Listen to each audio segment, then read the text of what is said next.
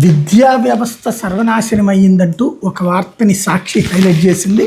సమస్యలతో చతికిల బడి అంటూ బాబు సర్కారు ముద్దు నిద్ర. పాతాళంలో ప్రభుత్వ పాఠశాలలు, తరగతి గదులు వెలిసిపోయినా పట్టించుకునేవారు లేరు. మరుగుదొడ్లది అదే పరిస్థితి. ఆర్ఓ ప్లాంట్ లేవు, తాగునీటికి తెప్పలే, నాసిరకంగా మధ్యాహ్న భోజనం, ఇంటి నుంచే భోజనం తెచ్చుకుంటున్న పిల్లలు. 2024లో 43 లక్షలు ఉన్న విద్యార్థులు ఇప్పుడు 30 లక్షలే. సాక్షి పరిశీలనలో విస్తుపోయే వాస్తవాలంటూ ఇక్కడ అవనిగడ్డలోని ప్రభుత్వ పాఠశాల గత విద్యా సంవత్సరంలో ఈ స్కూల్లో 723 మంది విద్యార్థులు ఉంటే ఇప్పుడు 606కి తగ్గిపోయింది. మరో 40 మంది విద్యార్థులు టీసీలు తీసుకునే దరఖాస్తు చేసుకోక టీచర్లు బలవంతంగా ఆపారు.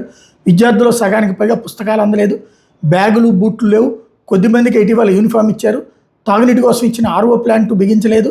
దాంతో పిల్లలు చేతి పంపు నీళ్లు తాగుతున్నారంటూ ఓ ఫోటో కూడా మెన్షన్ చేసుకొచ్చింది. విద్యా వ్యవస్థ సర్వనాశనం అయిపోయింది, గతంలో ఉన్నటువంటి విద్యార్థుల సంఖ్య తగ్గిపోయిందని. మన ప్రభుత్వం ఏమో ఎక్కువైపోయింది. అట్లాగే కొన్ని స్కూళ్ళల్లో నో అడ్మిషన్ బోర్డులు జగన్ టైంలోనూ వచ్చింది, ఇప్పుడు లోకేష్ టైంలోనూ వచ్చింది.